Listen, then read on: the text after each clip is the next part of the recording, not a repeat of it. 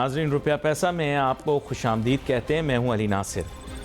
میں خبریں بڑی بغور دیکھ بھی رہا ہوں اور امید ہے، توقع ہے کہ آپ بھی سن رہے ہوں گے، دیکھ رہے ہوں گے۔ میں نے ہمیشہ جیتنے والے گھوڑے پہ ہی پیسے لگائے بھائی۔ نہیں، میں جوانی کھیلتا۔ میرا کہنے کا مقصد یہ ہے کہ اس کی طرف ہی گیا ہوں جو وقت پہ جس کی گڈی اڑ رہی ہو۔ تو دیکھیں، ابھی حالات تھوڑے سے ایسے ہو رہے ہیں کہ بندے کو ذرا بدلنا پڑے گا اپنے اسٹانس کو۔ ایک بات میں آپ کے سامنے رکھتا ہوں کہ سیاسی حقیقتیں سامنے رکھتے ہوئے الیکشنز کی تاریخ کا آ جانا حکومت کے لیے بہت ہی زیادہ نقصان دہ ہوگا۔ اور موجودہ حکومت کی بات کر رہا ہوں، یعنی کہ نون لیگ لیڈ کرتی ہوئی ہے جو پی ڈی ایم کی گورنمنٹ، ان کو بہت بڑا سیٹ بیک لگا ہے۔ اور وہ سیٹ بیک لگنا نہیں چاہیے تھا۔ اگر آپ میری باتیں دیکھیں، پروگرام کے اندر ہمارا سیاسی پروگرام نہیں ہے۔ ہمارا پروگرام معیشت کے بارے میں ڈسکس کرتا ہے یا سوشو اکنامک ایشوز پہ ڈسکشن زیادہ کرتے ہیں۔ اور میں کافی عرصے سے ایک ہی بات کہہ رہا تھا کہ اس سے قبل کہ آپ کو کہا جائے، آپ پہلے ہی الیکشنز کی ڈیٹ اناؤنس کر دیں۔ اب کیا ہے، کمپلشن ہو گئی۔ کمپلشن کے نتیجے میں ہوگا کیا، میں آپ کو آؤٹ کم ابھی بتا دیتا ہوں۔ میں آپ کو نہیں بتاؤں گا، میں صرف اشارہ دوں گا، آپ خود سمجھ جائیں گے۔ مجھے پتہ ہے کہ پنجاب کے اندر اکثریت کس کی ہے۔ مجھے یہ بھی پتہ ہے کہ کے پی کے اندر اکثریت کس سیاسی جماعت کی۔ میں نام نہیں لوں گا، آپ خود سمجھ گئے۔ یہ حکومت کے لیے ایک سیٹ بیک ہے۔ اس لیے جب بھی قدم لیا جائے، سوچ کے لیا جائے، اپنے ایڈوانٹیج میں لیا جائے۔ نپولین بادشاہ بڑا مشہور ہے، بین الاقوامی سطح کے اوپر سب سے زیادہ اس کی اسٹریٹجیز کو کوٹ کیا جاتا ہے۔ اس کی ایک بہت مشہور کہاوت ہے کہ وہ جنگ لڑنی نہیں چاہیے جس کے جیت کے نتیجے میں آپ کو ملے ہی کچھ نہ۔ ایسی جنگ لڑو ہی نہیں۔ اسی لیے وہ صرف ایسی ہی جنگیں لڑتا تھا جن کے نتیجے میں اسے کچھ ملتا تھا۔ لیکن ہمارے ہاں ہم ایسی سیاسی جنگیں لڑ رہے ہیں جن کے نتیجے میں ہمیں ملنا کچھ نہیں۔ یہی چیزیں میں تحریک انصاف کو بھی سکھاتا رہا، بتاتا رہا، سمجھاتا رہا۔ ابھی بھی میں ان کو تحریک انصاف والوں کو کہتا ہوں کہ یہ جیل بھرو تحریک ٹائم کا ضیاع ہے، اس کو چھوڑو یار، ٹائم ویسٹیج ہے یہ۔ پتہ نہیں کون یہ چیزیں ڈال دیتا ہے ان کے ذہن کے اندر، پھر وہ اس کے اوپر عمل کرنے کی کوشش کرتے ہیں اپنی طرف سے۔ بڑا کوئی فرانس کی تاریخ پڑھ کے آ جاتے ہیں تو کہتے ہیں ہم جیل بھرو۔ یہ نہیں چلتا پاکستان میں۔ پاکستان میں جس کی لاٹھی اس کی بھینس، نمبر 1۔ نمبر 2، اسٹیٹس کو، حالات جیسے ہیں ویسے ہی رہیں گے، ٹھیک ہے؟ اسی کے ساتھ گزارا کرنا، بالکل جیسے لڑکی کو کہتے ہیں نا، بیٹا تیری شادی کی ہے، اب تیری میت ہی آئے، تیری ڈولی میں تجھے بھیجا ہے، تو یہ اسٹیٹس کو والا ملک ہے۔ یہاں پہ چل سو چل والا سسٹم ہے، یہ میں آپ کو بتا دوں۔ دوسرا، جس کی لاٹھی اس کی بھینس، جس کی اتھارٹی ایک ٹائم کے اوپر۔ اور تیسرا رول وہ ہے JJUN پارٹی، جو کہ میری پارٹی ہے، جیڑا جتے ہو دے نال۔ تو آپ اگر اس فارمولے پر کام کریں گے، A1 پرفیکٹ آپ نے چلنا ہے۔ اداروں کے ساتھ جھگڑا نہیں، اداروں کے ساتھ فرسٹ کلاس چلیں۔ آپ جس بھی سیاسی جماعت سے آپ چل جائیں گے اس ملک میں۔ ناظرین، میرے ساتھ بہت ہی اہم مہمان شامل گفتگو ہوں گے۔ ڈاکٹر شجاعت مبارک صاحب ملک کے معروف معیشت دان ہیں۔ موضوعات کی تو لمبی فہرست لے کر بیٹھا تھا کہ آج ان سے یہ IMF اور مودی والی بات کروں گا، لیکن جو تازہ ترین خبریں ہیں ان سے یہ ظاہر ہو رہا ہے کہ سیاسی عدم استحکام اتنا زیادہ اب آگے جا کر ہم دیکھیں گے کہ مجھے محسوس ہوتا ہے کہ معیشت کو کہتے ہیں نا کہ آدھی مت تو حالات نے مار دی، آدھی مت جو ہے وہ اب سیاست مار دے گی۔ تو بات یہ ہے کہ شجاعت مبارک صاحب، آپ دیکھ رہے ہیں، مناظر بھی دیکھ رہے ہیں ٹی وی کے اوپر، اور آپ دیکھ رہے ہیں کہ PTI تو ریجوائز کر رہی ہے، تاہم حکومت جو ہے وہ بالکل اب ڈیفینسو پہ چلی گئی ہے۔ اب پھر وہی ڈیڈ لاک صورتحال پہ آ گئی تو پھر معیشت غیر یقینی، بے یقینی کا سامنا کرے گی۔ کیا کہتے ہیں آپ؟ بالکل علی بھائی، صورتحال یہ ہے کہ آج ہم یہاں پہ بیٹھے ہوئے اور جو دوسرے چینلز ہیں وہاں پہ بھی آپ دیکھیں کہ ہمارا فوکس ابھی موسٹ آف دا ٹائم ہے پولیٹیکل اکانومی، جبکہ پاکستان کے معاشی حالات ایسے ہیں کہ میرا خیال یہ ہے کہ معیشت کے علاوہ کوئی بھی چیز ڈسکس نہیں ہونی چاہیے تھی۔ انفارچونیٹلی آپ پرائورٹیز دیکھ رہے ہیں، ہمارے سیاستدانوں کی بھی، وزیر اعظم سے لے کے سارے منسٹرز، کورٹ کا ڈیسیشن اور الیکشن ہوں گے نہیں ہوں گے اسی چکر میں لگے ہوئے ہیں، جبکہ ہر ایک جو گزرتا ہوا گھنٹہ ہے یا ہر ایک گزرتے ہوئے دن کے ساتھ آپ کی معیشت تباہی کی طرف سرک رہی ہے. یہ اب بات دنوں سے لے کے میں آپ کو بتا رہا ہوں آورز تک آ گئی ہے. اور اگر آپ کا چند دنوں میں آئی ایم ایف کے ساتھ پیکیج پراپرلی اس کو نیگوشیٹ نہیں کر پاتے, چیزیں بہتر طریقے سے اس کو کہیں کسی ایک سمت میں نہیں لے کے جاتے ہیں, تو یہ جو ہم آج مہنگائی کی بات کر رہے ہیں, جو ابھی ہم یہ بات کر رہے ہیں کہ غریب مر رہا ہے, شاید واقعی اگلے چند آنے والے مہینوں میں یا ہفتوں میں یہ جو غریب بات کرنے کے لیے ہوگا ہی نہیں پریکٹیکلی. اچھا شجاعت صاحب, میں آپ کو ایک سچ بات بتاؤں, میں نے آج تک آپ کی ہر بات کو سنجیدگی سے لیا. ایک چیز کو میں نے ہنسی میں اڑایا تھا جب مجھے یاد ہے کہ پچھلے سال کے درمیان میں ہم نے آپ کو پروگرام میں بلایا اور آپ سے پوچھا کہ ڈالر کہاں جائے گا, تو آپ نے پروگرام کے دوران ایک چیز کہی کہ دیکھیے جو جاری خسارہ ہے, کرنٹ اکاؤنٹ ڈیفیسٹ اور ٹریڈ ڈیفیسٹ اور اس کے علاوہ اور معاشی اشارے, اس سے ایسے لگتا ہے کہ ایک وقت ایسا آئے گا کہ ڈالر 200 تو بہت چھوٹی چیز ہے, 200 سے بھی آگے بڑھ جائے گا. اور میں نے دل میں سوچا, میں نے کہا پتہ نہیں شاید شجاعت صاحب نے جذباتی طور پہ کہا, پھر آپ کی بات سچی ثابت ہو گئی. میرے پاس کلپ تو نہیں ورنہ میں دہرا دیتا, لیکن بات یہ ہے شجاعت مبارک صاحب, آپ کوئی آگے وشیش ٹپڑی, میرا مطلب بھوشوانی, میرا مطلب مستقبل کے لیے کوئی قیاس آرائی کر دیجئے تو ہمیں کچھ پتہ لگ جائے کہ آگے جا کے کیا ہوگا, کچھ تیاری پکڑ لی جائے. جی علی بھائی, یہ میری پروفیسی ہے, بلکہ کیا ابھی ایک مہینے میں ہمارے رمضان آنے والا ہے, آپ دیکھ لیجئے گا کوکنگ آئل سے لے کے فروٹ ویجیٹیبل آپ کے مارکیٹ میں شارٹ ہونے والے ہیں. شارٹ ہو یہ میں ظاہر ہے کہ اس کی میں ایک تو یہ ہے کہ نا آپ کو مل جائیں, شاید آپ کو مارکیٹ میں دستیاب ہی نہ ہو, قیمت علیحدہ چیز ہے. اس کی وجہ یہ کہ آپ کے جو فلڈ افیکٹڈ ایریا سے جہاں پہ جو گروورز تھے ویجیٹیبل کے, فروٹ کے, وہ بری طرح متاثر ہوئے اور مارکیٹ میں ابھی سے ہی شارٹیج ہونا شروع ہو گئی. اور اس کے ساتھ ساتھ جو آپ کے ہولڈرز ہیں ذخیرہ اندوز ابھی سے ہی وہ ایکشن میں آ چکے ہیں رمضان کے لیے, بیسن, کھجوریں, باقی چیزیں ابھی سے سٹاک ہونا شروع ہو گئی. اور آپ دیکھ لیجئے گا, ہم بھی میرے خیال میں چند ہفتوں میں رمضان آنے والا ہے, پہلا ہی ہفتہ بھی رمضان شروع ہونے سے 2-4 دن پہلے یہ تمام چیزیں مارکیٹ سے شارٹ ہو جائیں گی. تو میری گزارش یہ ہے کہ یہاں پہ تھوڑا سا اگر گورنمنٹ یہ دیکھ لے ان ہولڈرز کو کہ جو یہ ابھی سے جن نے ذخیرہ اندوزی کرنا شروع کر دی ہے, یہ جو دوسرے لوگ, تو یہ تھوڑا سا معاملے کو بہتر کیا جا سکتا ہے. لیکن مجھے نہیں لگتا ایسا ہوگا, اس لیے میں بڑے وثوق سے کہہ رہا ہوں کہ رمضان کے پہلے ہفتے میں ہم پھر پبلک بھاگ رہی ہوگی, کوئی بیسن کے لیے لائنوں میں لگا ہوگا اور کوئی کسی کو کھجور لائنوں میں لگنے کا تو ہمیں بہت شوق ہے. آپ کو فروٹس نہیں مل رہے ہوں گے مارکیٹ سے. دیکھیں, ایک ہوتے ہیں جنہیں کہتے ہیں سیڈسٹ, جو تکلیف دے کر خوش ہوتے ہیں, اور آپ کو پتا ہوگا نئی ٹرم ہے, مجھے ٹرم کا نہیں پتا, لیکن وہ لوگ جو کہ تکلیف جن کو ہو یا تکلیف پہنچائی جائے تو ان کو خوشی ملتی ہے, تو ان کے لیے بھی کوئی الفاظ ہوتے ہیں, میرے خیال مجھے یاد نہیں آ رہے, وہ پاکستانی قوم ہے. میں چاہتا ہوں کہ جتنے سائیکالوجسٹ, سائیکائٹرسٹ اس چیز کو اسٹڈی کر رہے ہیں کہ تکلیف پہنچنے پر خوشی لینے والے اشخاص کا نام ہی بدل دیں, ان کو پاکستانی کہا کریں, تاکہ جیسے سیڈسٹ تکلیف پہنچانے والے کو کہتے ہیں, تکلیف برداشت کرنے والے کا نام ہی پاکستانی رکھ دیں سائنس کی کتابوں میں. کیا کہتے ہیں آپ؟ کیونکہ ہمیں مزہ آتا ہے تکلیف لے کے, ٹھڈے کھا کے, تکلیفوں میں دھکے کھا کے, اور ساتھ میں شکایت کرنے پہ. جی معذرت. دیکھیں, یہ تو ہمارے جو ساؤتھ ایشیا خطہ ہے جس میں انڈیا اور پاکستان, بنگلہ دیش, سری لنکا شامل ہیں, اور ہم شاید اپنی وہی پرانی روایت پہ یہ کہ بہت پہلے ایک ہاف اسٹریٹ کلچرل انالیسس ہوا تھا, اس میں یہ بتا دیا گیا تھا پوری دنیا میں جو سب سے ہائی پاور ڈسٹینس کلچر ہے وہ ہمارا ہے. ہمارے لوگوں کی ہمیشہ سے یہ خواہش رہتی ہے کہ میں نے اگر کسی کے خلاف بات کرنی ہے تو وہ دوسرا شخص کرے, اگر تعریف کرنی ہے تو یہ آگے بڑھ کے آگے ہو رہے ہوتے ہیں, آپ کو پتہ ہے ہر ایک لیول کے اوپر. تو جو قوم کسی برائی کو اس کے فیس پہ برا نہیں کہہ سکتی, اس کے ساتھ یہی سلوک ہوتا ہے اور آئندہ بھی ہوتا رہے گا. تو میرا خیال یہ ہے کہ جب تک ہم, کیا آپ یہ کہنا چاہ رہے ہیں کہ ہماری قوم بہت ڈرپوک ہے؟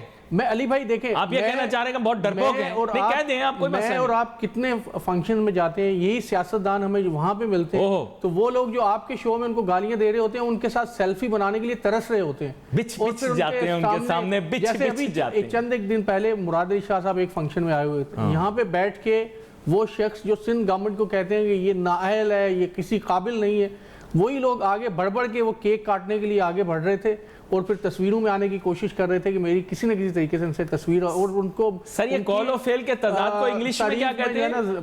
منافقت کہتے ہیں نا انگلش میں سر, تو اردو میں کیا کہتے ہیں اسے؟ جب تک یہ روش ہم نہیں چھوڑیں گے تو میرا نہیں خیال کہ یہ ظاہر ہے کہ لائنوں میں لگتے رہیں گے, چیزیں اسی طرح سے چلتی رہیں گی. So I am really disappointed from the present given situation of the country. دیکھیں سر، برے اچھے لوگ تو میں نے دنیا میں بہت دیکھے، لیکن منافقت یعنی قول و فعل کے تضاد میں آگے آگے رہنے والے بے شک مجھے اپنے وطن میں ضرور ملے. یہ میں آپ کو، اچھے برے لوگ مجھے ساری دنیا میں ملیں، برے لوگ بھی ملیں، خراب لوگ بھی ملیں، لیکن یہ خاص قسم کی بددیانتی جو ہے، جو قول و فعل کا تضاد ہے، یہ مجھے ہمارے ملک کے اندر کافی زیادہ ملا ہے. پتہ نہیں آپ کا کیا تجزیہ، آپ بھی دنیا گھومتے رہتے ہیں. اچھا یہاں پر آتے میں آپ کے سامنے گراؤنڈ ریئلٹی رکھتا ہوں سر. IMF پھر مکر گیا، یا ہم نے کوئی گڑبڑ کی، کیونکہ سمجھ نہیں آ رہی بات کیا ہے. اب کہہ رہے ہیں کہ جی انہوں نے نئی شرائط رکھ دی. اس میں نئی شرائط تو نہیں ہے، تو کافی عرصے سے کہہ رہے ہیں کہ آپ اپنے پاور ٹیرف کو ریشنلائز کریں. یہ کافی عرصے سے ان کی ڈیمانڈ ہے کہ آپ کا ریئل انٹرسٹ ریٹ نیگیٹو نہیں ہو سکتا. آپ کو بین الاقوامی معاشی اصول اس کی نمائندگی کرتے ہیں. تو اس میں کیا نئی بات ہو گئی؟ مطلب یہ کہہ رہے ہیں کہ نئی شرائط رکھ دی ہیں، کوئی نئی شرائط تو نہیں ہے. کیا کہتے ہیں؟ جو ظاہر ہے کہ پرانی شرطیں ہیں، بلکہ آپ کے پروگرام میں ہم نے پچھلی دفعہ جب IMF نیگوشیٹ کر رہے تھے ہم، تو اس وقت بھی IMF نے یہ کہا تھا کہ آپ چائنا سے بات کریں، تھوڑے سے ٹیرف کو ریشنلائز کریں. ایک بات. دوسرا، IMF اب بھی سرکولر ڈیٹ کے معاملے میں IMF کنونس نہیں ہے کہ جس طرح سے آپ سرکولر ڈیٹ کے معاملے کو اسحاق ڈار صاحب اس کو ڈیل کرنے کی کوشش کر رہے ہیں. IMF کا یہ کہنا ہے کہ اس طرح سے ڈیل نہیں ہوگا. سیکنڈلی، جو سب سے بڑی بات ہے، میرے چند ایک لوگ ایسے جو کہ ڈائریکٹلی انڈائریکٹلی IMF کے جو ابھی موجودہ مشن ہے ان کے ساتھ ان کی انفارمل بات چیت ہوئی ہے، وہ یہ کہہ رہے ہیں کہ IMF ابھی بھی کنونسڈ نہیں ہے کہ جو گورنمنٹ جو پالیسیز بنا رہی ہیں، جو گورنمنٹ کی اکنامک ڈائریکشن ہے، یہ آگے چل کے بہتر ہو سکتے ہیں. تو IMF کو کم سے کم پاکستان میں اگلے 2-3 سال میں تھوڑی بہت سٹیبلٹی اگر ان کو نظر آئے گی، پھر وہ ہمیں لون دیں گے، ادروائز وہ لون نہیں دیں گے. یہ میں آپ کو بڑا کلیئرلی بتا رہا ہوں. اور ابھی بھی اگین گورنمنٹ تو یہ کہہ رہی ہے کہ IMF نے 100% ایگری کر لیا، یہ چھوٹے موٹے چیزیں اس کو ایگری کر کے چیزیں بہتر ہو جائیں گی. میں آپ کو یہ بتا رہا ہوں کہ IMF 50% سے زیادہ IMF ایگری نہیں ہے. اس کا مطلب یہ کہ آپ بے شک کسی اور سے بھی جا کے پوچھ لیجئے کہ اس کا مطلب یہ کہ جب تک آپ اپنے ٹیرف کو کے اوپر کوئی پالیسی نہیں بناتے ریشنلائز کرنے کی، سرکولر ڈیٹ کی جو دوسری چیزیں، اس وقت تک IMF کا پیکیج بہت مشکل ہے ملے. اور پیکیج اگر نہیں ملتا تو آپ ہر گزرتے ہوئے دن کے ساتھ ڈیفالٹ، جو کہ بہت سارے لوگ کہتے ہیں کہ کر چکے ہیں، آپ اس کی طرف سے رکھ رہے ہیں. اچھا میں آپ کو کلیئر بات بتاؤں کہ اس وقت بچنا کس طرح سے؟ اس وقت بچنا ہے انٹرنیشنل پولیٹیکل اکنامکس کے ذریعے. اصل میں سر یہ جو ہم نے پچھلے کوئی 2-3 سال میں چھچورپنا کیا ہے نا، اور دنیا کو یہ ظاہر کرنے کی کوشش کی ہے کہ ہم بڑے چودھری ہو گئے ہیں اور ہم بڑے یہ غلامی نامنظور، آج چھوڑیں گے نہیں، ہم آزاد ہیں. یہ بکواس جو ہے نا ملک کو لے بیٹھی. میں آپ کو سچ بتاؤں، دیکھیں ہم ایک تو آپ کو خود پتہ ہے، آپ اس کو بہتر سمجھتے ہیں کہ ہم قرض کی زنجیروں میں جکڑے پڑے ہیں، اور ہمارے اپنے ملک کے جو وسائل ہیں، چلو آپ کی بات بھی مان لی جائے، بے شمار ہیں یہ، لیکن وہ شارٹ ٹرم میں ہمیں مل نہیں سکتے. ابھی وقتی طور پہ تو ہمیں دوسروں کے ساتھ سمجھوتا کر کے چلنا پڑے گا. یہ جو 1-2-3 گھٹیا حرکتیں کی کہ ایک غلط جگہ پر چلے گئے جب جانے کی ضرورت نہیں تھی، اور وہاں پر جا کر ان کو شاباشی دے کر آ گئے. میں کہنا تو نہیں چاہ رہا، بہت ہی تھرڈ کلاس فارن پالیسی اپنائی گئی، اس سے ہمیں بہت نقصان پہنچا. اگر ہم آج بھی، اب پرابلم یہ ہے کہ ویسٹ والے آپ کو اتنے ٹھڈے مار رہے ہیں سر، اتنے جوتے لگا رہے ہیں، وہ اتنا بازو مروڑ رہے ہیں کہ وہ کہہ رہے ہیں بندے کے پتر بن جاؤ، تم لوگ اپنی اوقات بھول گئے تھے، اب تمہیں تمہاری اوقات دکھائیں گے. پرابلم یہاں پہ آ کے اٹکی ہے سر. ہم پہلے بات مانتے نہیں ہیں، جب تک چھتر اور جوتے نہ مارے جائیں. ہم پھر بعد میں ہمیں یاد آتا ہے کہ یار ہم تو مانگ تانگ کے گزارا کریں. دیکھیں علی بھائی، ویری سمپل، جو بھی ہم پہلے بات کر رہے تھے، سوڈو انٹلیکچوئلز، ہمارا ملک جو ہے اس کی اگر آپ ٹرولی اگر آپ ایگزامپل لیں، pseudo intellectuals, pseudo patriots, pseudo nationalist and pseudo Islamist, یعنی جیلی.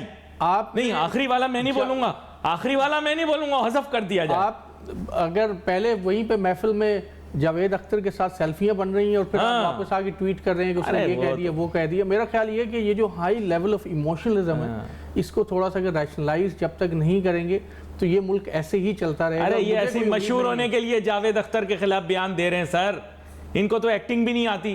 اگلے دن عفت جو ہے وہ نوشین سے پوچھ رہی ہے کہ تم ہیروئن کس کو رکھو گے، مائرہ کو یا ماوش کو؟ میں نے دل میں سوچا نہ تو عفت کو ایکٹنگ آتی ہے، نہ نوشین کو آتی ہے، نہ مائرہ کو آتی ہے، اور نہ ہی ماوش کو آتی ہے. That nation will never have dynamic people who reward mediocrity. ہمارے ملک کا پرابلم ڈاکٹر شجاعت مبارک صاحب یہ ہے کہ آپ میڈیوکرز کو ہیروز کے طور پر پیش کرتے ہیں. پاکستانی اس چیز پر خوش ہوتے ہیں کہ باہر بننے والی الیکٹرک وہیکل کی بیٹری ایک پاکستان نے بنائی تھی، کسی پاکستانی نے. اس چیز پر خوش ہوتے ہیں کہ مارز روور کا جو ڈیزائن تھا وہ شاید کسی پاکستانی عورت نے بنایا تھا. ہم اس چیز پر خوش ہوتے ہیں کہ نوجوان ترین بچہ ترین وہ شخص ہے جس نے MCSE پاس کر لیا, جو کہ ایک کمرشل ادارے کی سرٹیفیکیشن ہے. اور وہ قوم جو 75 سال میں کچھ ایجاد نہ کر سکی, کوئی جدت نہ لا سکی, ایک گاڑی نہ بنا سکی, ایک موبائل فون نہ بنا سکی, اپنے بچوں کی تصویریں لگاتے ہیں state A's in O level, state A in A levels. ارے نہ لاؤ, فیل ہو جاؤ, کچھ بنا کے دکھا دو. جی ڈاکٹر شجاعت مبارک صاحب, معذرت, یہ کیا ہے کہ یہ جو بناوٹی آپ کی چیزیں ہیں, آپ کہتے ہیں آپ بڑے جینیس ہیں, آپ کا ملک بڑا جینیس ہے, یہ پرابلم ہے, برا نہ ماننا, میڈیوکریٹی کو ریوارڈ کر رہے ہو آپ. دیکھیں یہ تو بہت دفعہ پہلے بھی میں بات ڈسکس کر چکا ہوں, اور بڑی عام ڈیفرنٹ فورمز پہ یہ بات ڈسکس ہوتی ہے کہ آخرکار پاکستان کا معاشی مسئلہ ہے کیا. وہ ڈیفرنٹ جو آگے لوگ ڈیفرنٹ کنکلوژن نکالتے ہیں, لیکن چیزیں دو امپورٹنٹ نکات کے اوپر آگے رکتی ہیں.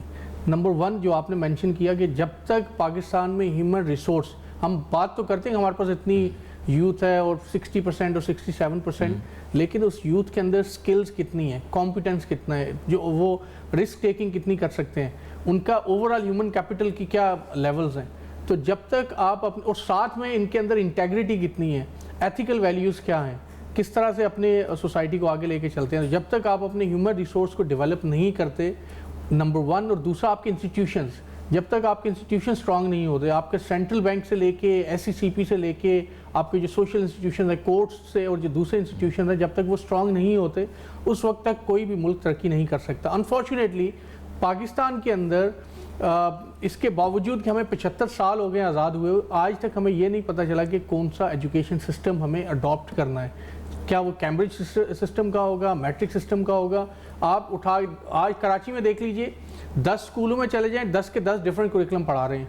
آپ کوئی کچھ پڑھا رہے ہیں, کوئی کچھ پڑھا رہے ہیں, کوئی ایک سرٹن سبجیکٹ آپ اٹھا کے دیکھ لیجئے, اس میں کوئی آپ کو ہوموجینٹی نظر نہیں. لیکن ویژن ہی کوئی نہیں ہے نا. میں دیکھیں, میں آپ کو سچ بتاؤں, ویسٹ برا نہ مانیے گا, یہ آپ حقیقت, آپ کیوں برا مانیں گے, آپ تو خود اس حقیقت سے واقف ہیں.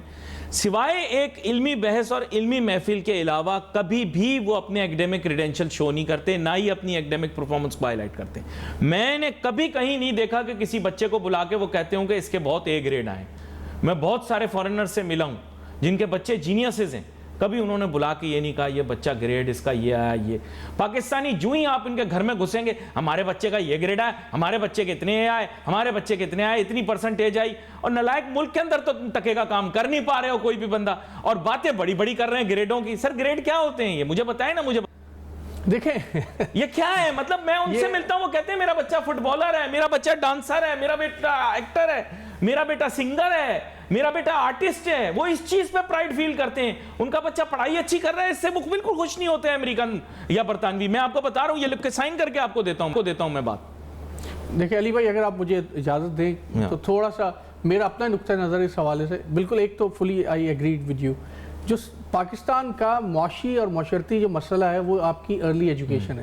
جب تک آپ, اور یہ بارہا آپ کے پروگرام میں بھی دوسرے چینل پہ کہہ چکا ہوں, کہ جب تک آپ اپنی ارلی ایجوکیشن کو آپ کی فرسٹ گریڈ سے لے کے اور جو پہلے آپ کی 6ٹھی 7ویں 8ویں گریڈ تک کی ایجوکیشن ہے, اس کو آپ بہتر نہیں کریں گے, بچے کے اندر کریٹیکل تھنکنگ, انڈیپینڈنٹ تھنکنگ, اور اس کو جو اقدار, ویلیوز, آنیسٹی, انٹیگریٹی جب تک اس ارلی ایجوکیشن میں نہیں آئے گی, تو وہ بچہ آگے چل کے ایک بہتر انسان بننے کے اس کے کم چانسز ہوں گے. ڈاکٹر شجاعت مبارک صاحب, آپ کی سوسائٹی کے اندر پہلے ہی اس کو آپ اتنا پولیوٹ کر دیتے ہیں ان ایسپیکٹ سے کہ وہ آگے جا کے یونیورسٹی لیول پہ آ کے اپنے آپ کو کس طرح سے صحیح کرے گا. میں آپ سے جاننا چاہتا ہوں کہ میں دیگر ممالک کے وزراء اعظم کی تقریریں سنتا ہوں, کسی میں ذرہ بھر بھی میں نے غرور و تکبر نہیں دیکھا. کسی بھی انٹرنیشنل فورم کے اندر میں نے کسی بھی ملک کے وزیر اعظم کو یہ کہتے نہیں دیکھا, نہ ان کی تقریروں میں, نہ نجی نہ سیاسی, کہ ملک وسائل سے مالا مال ہے. وہ ملک جو دنیا کے امیر ترین ملک ہیں ڈاکٹر شجاعت مبارک صاحب, کبھی وہاں کے وزراء اعظم, صدر مملکت یہ بات نہیں کرتے کہ ہمارا ملک وسائل سے مالا مال ہے. یہ کیا وجہ بنی کہ پاکستان کے اندر جو بھی آتا ہے وسائل سے مالا مال, ریسورسز بے شمار, نوجوانوں کی تعداد, ڈیموگرافک ڈیویڈنڈ وغیرہ وغیرہ, 5 دریا, یہ سب باتیں شروع کر دیتا ہے. امریکہ تو پتہ نہیں کتنے دریاؤں کا ملک ہے سر, میں نے تو کبھی نہیں سنا کہ وہاں کہا جائے کہ ہم اتنے دریاؤں کا ملک ہیں. ان کی سمندری پٹی کا تو شاید اگر شمار کرنا شروع کریں تو اتنا لمبا ہو جائے.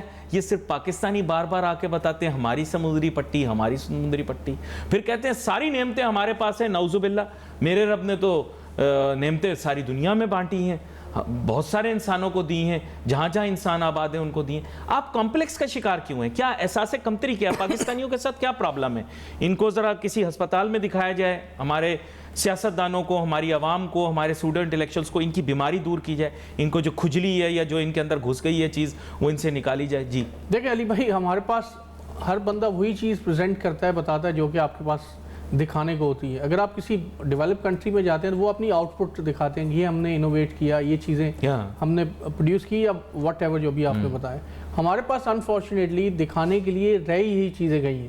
ہم پوٹینشیل دکھاتے ہیں, اور آپ یہ بھی دیکھیں گے کہ ہم جب نجی محفلوں میں بات کرتے ہیں تو کہتے ہیں یہ میرے دادا یہ تھے, وہ ان کے اتنے گھر تھے اور یہ تھے. تو we are a kind of a nation جو کہ وی ٹیک پرائڈ ان پاسٹ, لیکن ہم خود کچھ نہیں کرنا چاہتے. تو سوال یہ پیدا ہوتا ہے کہ آپ کے جو ایگزسٹنگ ریسورسز تھے, ان ریسورسز کو استعمال کر کے آپ آگے کتنا بڑھیں.